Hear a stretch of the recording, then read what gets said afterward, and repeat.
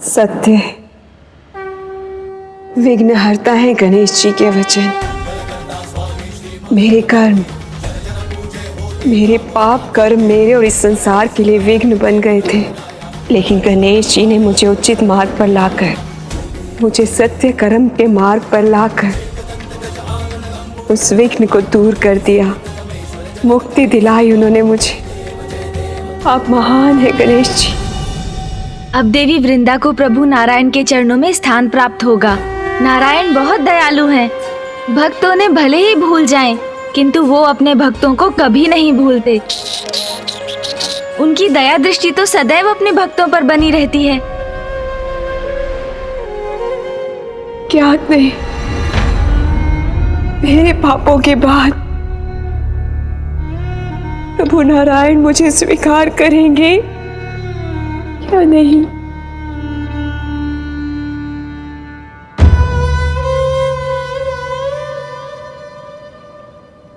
शान्ताकारं भुजगशयनं पद्मनाभं सुरेशं विश्वाधारं गगनसदृशं मेघवर्णशुभांगं लक्ष्मीकान्तं कमलनयनं योगिभिर्धान्यगम्यं वन्दे विष्णुं भवभयहरं सर्वलोकैकनाथम्।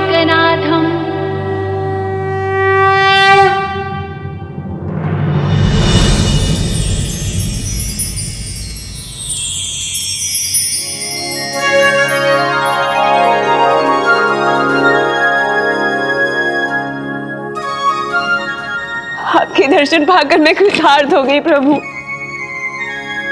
अपने पापों के कारण मैं आपसे चाहे कितनी भी क्षमा याचना करूं कम है प्रभु, फिर भी मुझे क्षमा कर दीजिए प्रभु। पुत्री वृंदा, संसार के हित के लिए तुमने स्वयं को दंड दे दिया। अब तुम मुक्ति की अधिकारी हो। धन्यवाद प्रभु।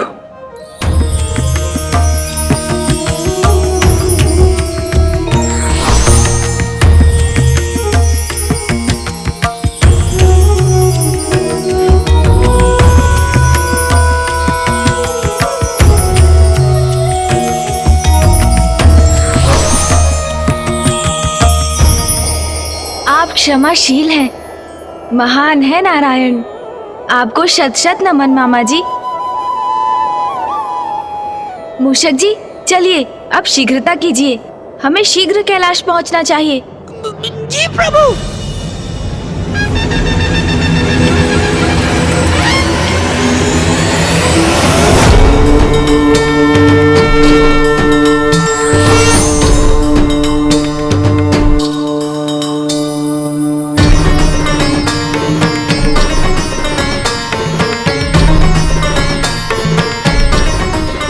बस कुछ ही क्षण बाद ये दुष्ट पुनः उठ खड़ा होगा।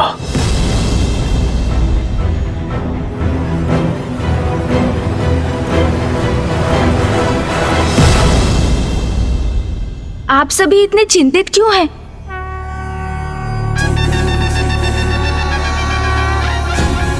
प्रणाम माँ, प्रणाम पिताश्री। पुत्र गणेश, तुम कुशल तो हो ना? और वृंदा? मैं भी कुशल हूँ माँ, और वृंदा जी भी। मामा जी ने स्वयं उन्हें उचित मार्ग जो दिखाया है ना मामा जी? महादेव, जलंधर अब पुनः जीवित नहीं होगा, क्योंकि मैंने वृंदा को वरदान दिया था कि जब तक वो जीवित है उसका पति मृत्यु से सुरक्षित रहेगा। परंतु गणेश के कारण मैंने वृंदा को मोक्ष प्रदान कर दिया है। जलंधर अब मृत्यु के मुख में जा चुका है। पिताश्री, जलंधर ने घोर पाप किए। उसके अपराध बहुत बड़े थे, किंतु अब आपने उनका विनाश कर दिया। और आपके त्रिशूल से जिसका भी वध होता है उसका अहंकार तो स्वतः ही मिट जाता है पिताश्री। महादेव, जलंधर आपकी क्रोधाग्नि से उत्पन्न हुआ था, इसीलिए कदाचित आपका उसको मोक्ष प्रदान करना ही उचित होगा।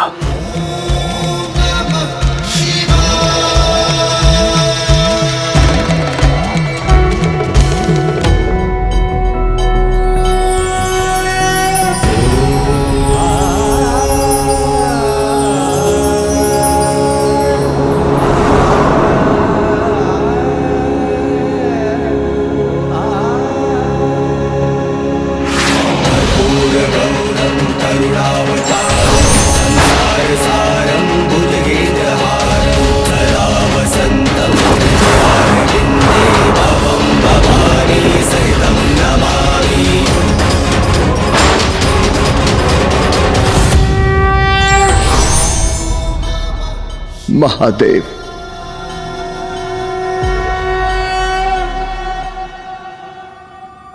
अहंकारवश मैं कितना बड़ा अपराध कर बैठा।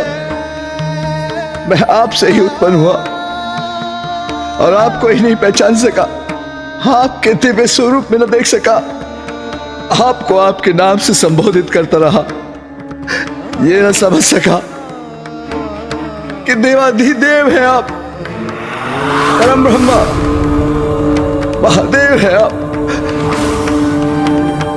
जगत पिता है आप। आपसे स्पर्धा करने की मूर्खता करता रहा, किंतु आप तो दया निधान है प्रभु। इतना होने के बाद भी आपने मुझे अपने दर्शन दिए, मैं कृतार्थ हुआ प्रभु। तुम मेरी क्रोधाग्नि से उत्पन्न हुए हो जलंधर, इसलिए उसके अंधकार का प्रभाव भी था तुम पर, जो बढ़ता ही गया। तुम तो स्वयं को भगवान घोषित कर चुके थे, मति भ्रष्ट हो चुकी थी तुम्हारी, इसलिए तुमने अपनी भूल स्वीकार नहीं की और तुम्हारा विनाश हुआ। किंतु मेरे त्रिशूल के वार से तुम्हारे भीतर के अंधकार अर्थात तुम्हारे अहंकार का भी नाश हुआ है। मुझे क्षमा कर दीजिए महादेव, मुझे क्षमा कर दीजिए।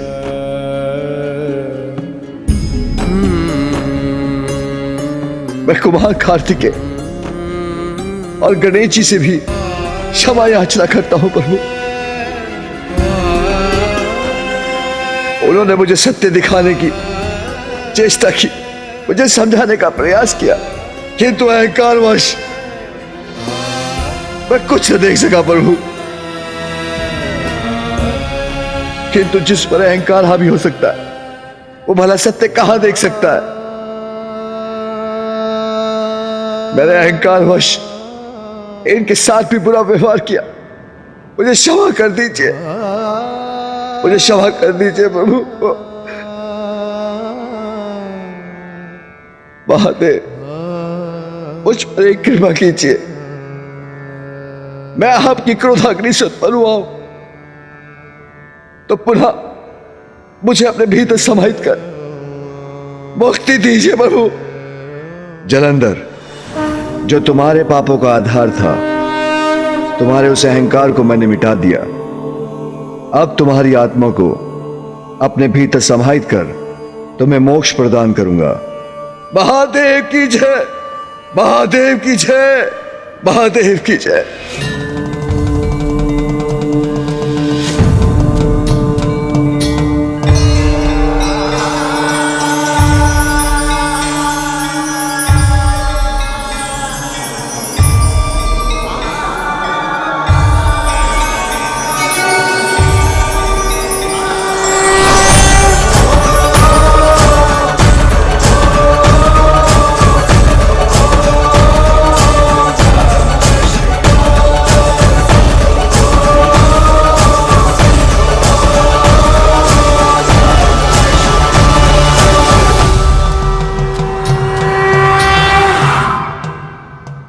महादेव, आपको कोटि कोटि धन्यवाद। आपने एक बार पुनः हम सभी को और इस सृष्टि को एक महान संकट से रक्षित किया। नहीं देवराज, इस संकट के टलने का, इस विजय का श्रेय तो मुझसे कहीं अधिक पुत्र गणेश को जाता है। पिताश्री, भैया और मामा जी की सहायता के बिना ये कहाँ संभव था।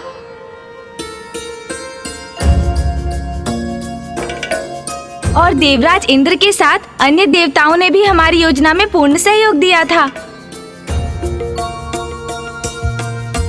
सम्मिलित शक्ति और उचित युक्ति से ही हम इस संकट को पराजित कर सके। प्रथम पूज्य गणेश की जय, विघ्नहर्ता श्री गणेश की जय, पार्वती नंदन श्री गणेश की जय, प्रथम पूज्य श्री गणेश की जय। माँ, आपके आशीर्वाद से ही तो मेरी सफलता है। पुत्र, मेरी भी यही कामना है। विघ्नहर्ता, तुम इसी प्रकार संसार के सभी विघ्न दूर करते रहो। जलंधर सृष्टि के नियमों को उलटने पर तुला था, सृष्टि का सर्वनाश करने चला था, किंतु प्रथम पूज्य गणेश जी, आपने उसके अंत का उपाय कर हम सभी को एक घोर महासंकट से बचा ले। देवराज इंद्र, मैंने तो मात्र अपना कर्तव्य निभाया, वही किया जो धर्मोचित था। किंतु हमें स्मरण रखना चाहिए कि भैया ने भी इस कार्य में मेरी सहायता की। वे इस समय अवधि तक शांत रहे, क्रोधित नहीं हुए वो, तभी तो हमारी युक्ति सफल हो सकी।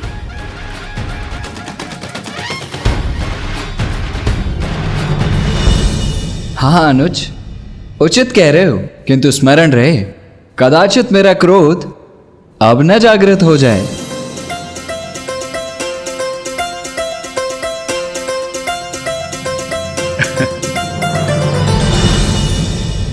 त्रिदेव, माता पार्वती, प्रथम पूज्य गणेश जी, हम सभी को अब प्रस्थान करने की अनुमति दीजिए। नारायण नारायण।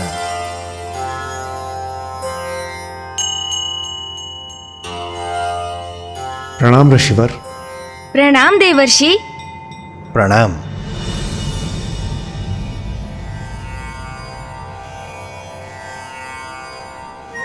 आज्ञा? अभी देवराज, ये कुछ अनुचित कर रहे हैं आप आज। मैं अनुचित कर रहा हूं? किंतु मुझे ज्ञात ही नहीं है कि मैं क्या अनुचित कर रहा हूं। देवऋषि, कृपया शीघ्र बताइए क्या अनुचित हुआ है मुझसे। देवराज इंद्र, जब संकट आप पर कोई छाता है तो प्रथम स्मरण आपको महादेव और प्रथम पूजनीय गणेश जी का ही आता है। तत्पश्चात आप भागे हुए यहाँ आते हैं और जैसे ही गणेश जी वो संकट मिटाते हैं उसी क्षण आप पुनः लौट के भाग जाते हैं। ये परमार्थ नहीं, ये तो स्वार्थ है।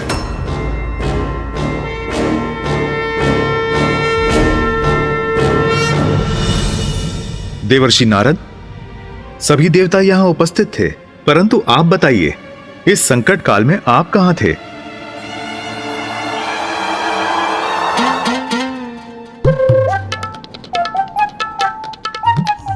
नारायण नारायण। प्रभु, मुझे इस बात का था ज्ञात कि गणेश जी उस असुर के मिटा देंगे सारे ही उत्पात। विश्वास था मुझे, समस्त समस्याओं को वे करेंगे नष्ट। इसी कारण अन्य कार्यों में मैं था व्यस्त। व्यस्त? अच्छा, तो बताइए देवर्षि, किस कार्य में व्यस्त थे आप? अति महत्वपूर्ण कार्य था महादेव। हमारे विघ्न हरते हैं जो सदैव, उनकी उचित हो अर्चना, इसीलिए उनकी स्तुति की मैं कर रहा था रचना। देवर्षि, मेरी स्तुति?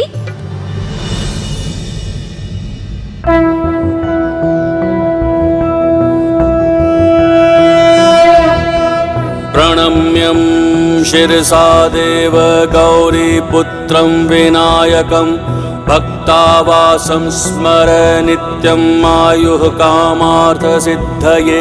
प्रथमं वक्रतुण्डं च एकदन्तं द्वितीयकं तृतीयं कृष्णं पिङ्गाक्षं गजवक्त्रं चतुर्थकं लंबोदरं पंचमं च षष्ठं विकटमेव च सप्तमं विघ्नराजेन्द्रं धूम्रवर्ण तथाष्टकं नवमं भालचन्द्रं च दशमं तु विनायकम् एकादशं गणपतिं द्वादशं तु गजाननं द्वादशैतानि नामानि त्रिसन्ध्ययः पठेन्नरः न चाभिघ्नभयं तस्य सर्वासिद्धिकरं प्रभो।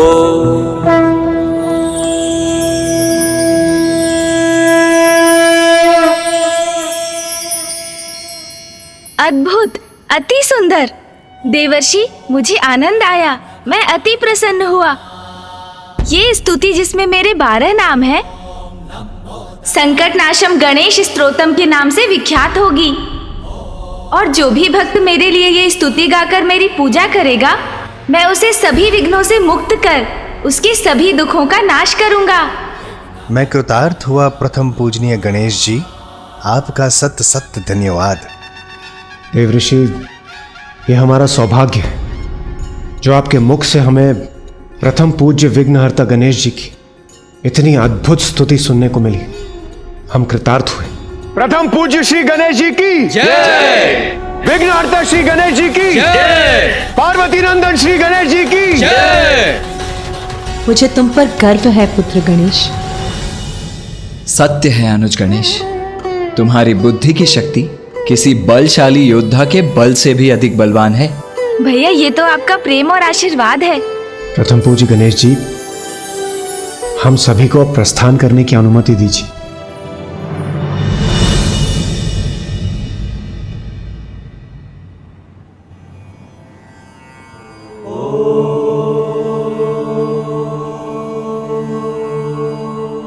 प्रणाम पिताश्री। आपने मुझे स्मरण किया पिताश्री। हाँ गणेश, जलंधर का तो वध हो गया, किंतु जो शेष है उसका भी अंत होना चाहिए।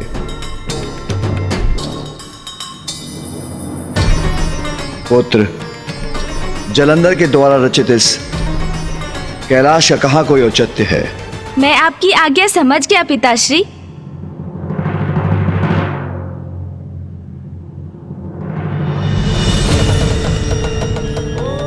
संसार में जो भी मिथ्या है उसका अंत होगा, तभी तो सत्य सभी के समक्ष उजागर होगा। कोई कितना भी बड़ा भ्रम उत्पन्न कर दे, किंतु सत्य तो सत्य है, और सत्य यही है कि समस्त ब्रह्मांड में महादेव एक ही हैं, और एक ही है उनका कैलाश।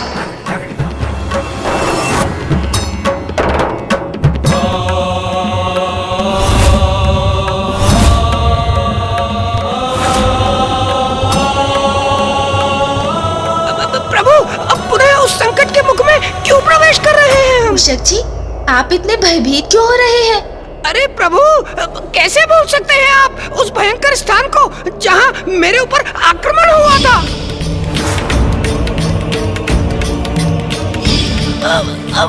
वो तो मैं अपनी गति, अपनी कुशलता से हम दोनों को यहाँ से सुरक्षित निकाल कर ले गया था, अन्यथा। मुझे ज्ञात है मूषक जी, किंतु अब तो देवी वृंदा को मुक्ति भी मिल चुकी है, इसीलिए अब चिंता का कोई कारण ही नहीं। उचित है प्रभु, किंतु ऐसे स्थान पर लौट कर जाने की क्या आवश्यकता है? उस मिथ्या कैलाश को नष्ट करने मूषक जी। ओ, जो आज्ञा प्रभु। शुभ कार्य में तो तनिक भी विलंब उचित नहीं। मैं आपको अति शीघ्र वहाँ पहुँचाऊंगा।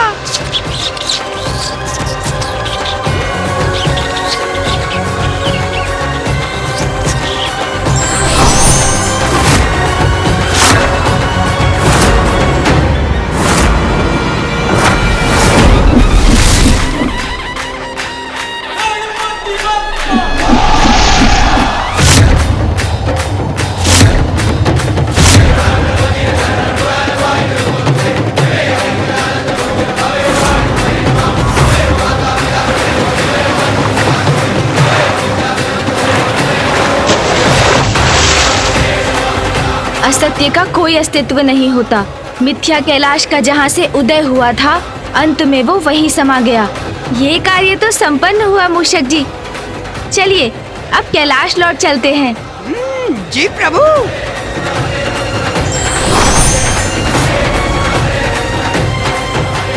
अब कभी कोई मिथ्या कैलाश का निर्माण करने का दुस्साहस कदापि नहीं करेगा।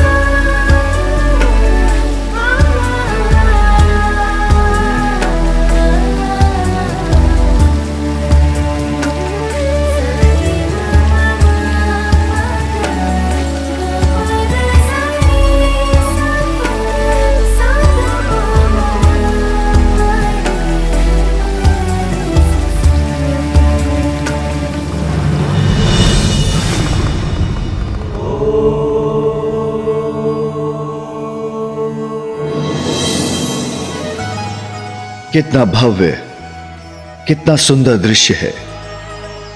प्रतीत होता है स्वयं प्रकृति उमा ने अपना श्रृंगार आरंभ किया है, जिसके कारण संपूर्ण ब्रह्मांड ने भी अपना नव श्रृंगार प्रारंभ किया है। मूषक जी, वो देखिए, ये मेघ कितनी सुंदर, कितनी मनोहर आकृतियां ले रहे हैं।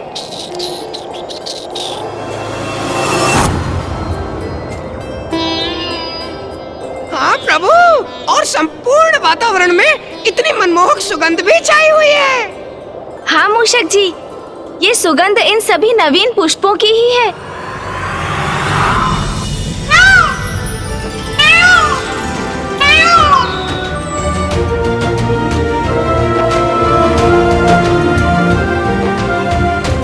अद्भुत, इतना सुंदर जलप्रपात।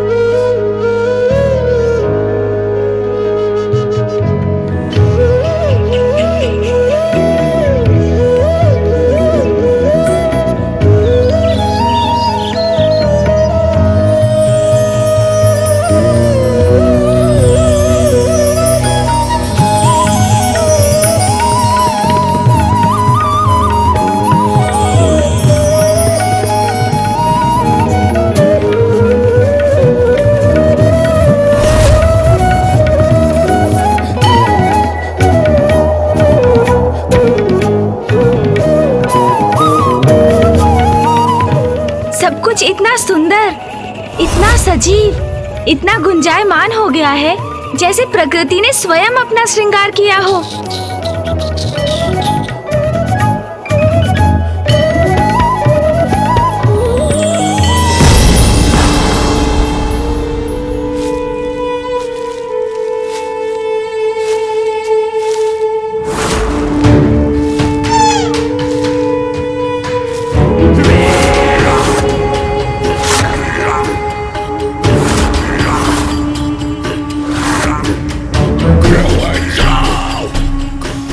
ये मृग बड़ा स्वादिष्ट होगा।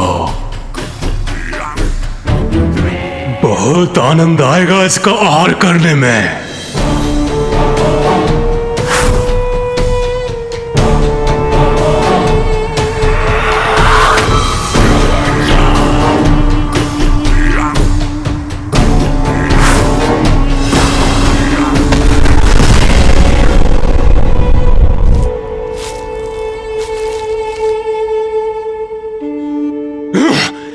कितने समीप थे उसके हम, तब भी वो मृग कैसे भाग गया?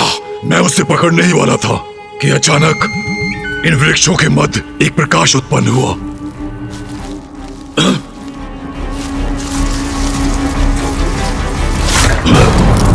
पुनः वही प्रकाश।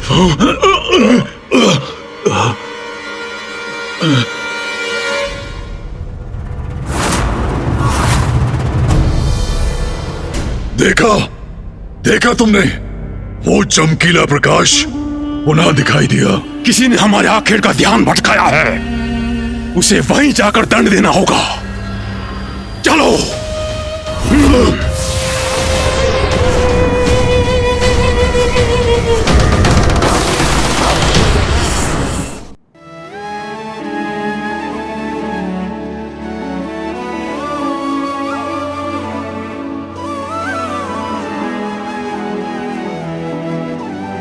अब मैं स्वयं स्वामी के लिए ये फल लेकर जाती हूँ।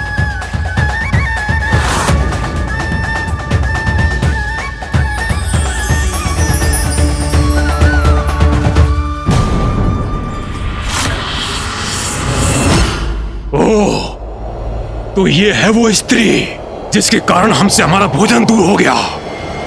अब तो इनसे अवश्य ही भेंट करनी होगी।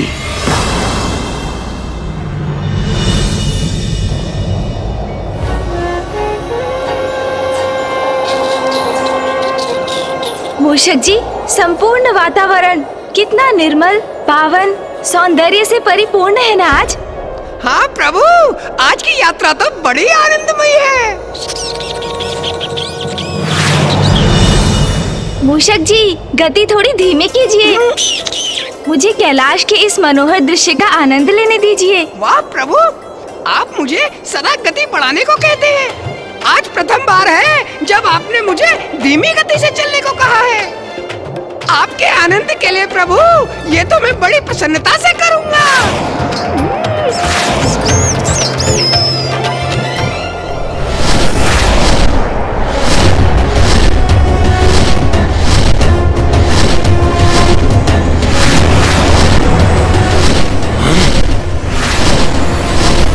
आकाश में क्या था? कुछ नहीं, मात्र एक मेघ है। कोई पक्षी होगा।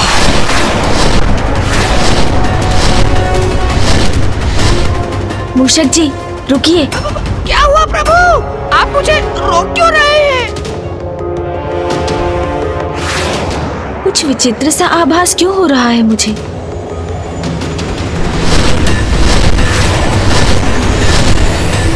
मूषक जी, यहाँ नीचे उतरना होगा आपको।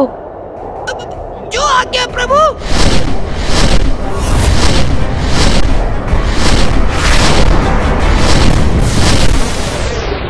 पुनः मुझे आभास हुआ। प्रभु, हम कहाँ जा रहे हैं? मूषक जी, वहाँ कैलाश के सिरे पर उस वृक्ष पर कुछ बेर दिखाई दिए मुझे। चलिए ना, माँ के लिए कुछ बेर तोड़ कर ले चलते हैं। उचित है प्रभु।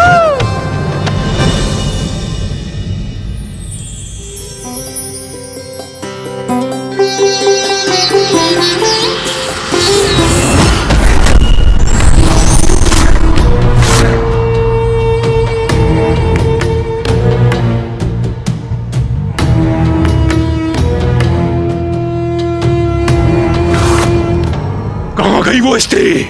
मुझे तो यहाँ कोई दिखाई नहीं दे रहा। कौन स्त्री?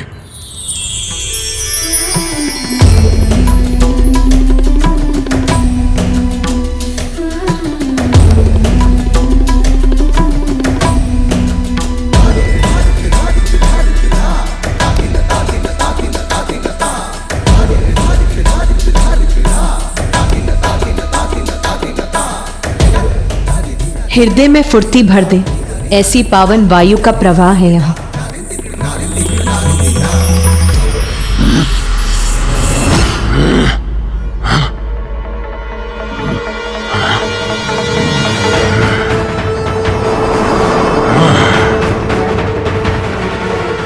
अद्भुत।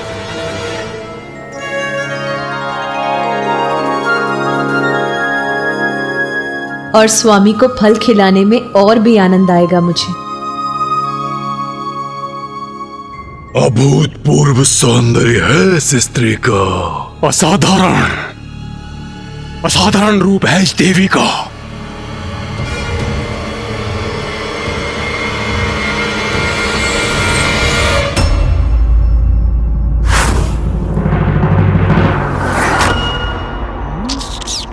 मूषक जी, माँ ये बेर पाकर प्रसन्न हो जाएंगी। मैं उन्हें अभी देकर आता हूँ। उचित है प्रभु। अद्भुत है इसका सौंदर्य। नेत्र नहीं हट रहे हैं इस देवी से।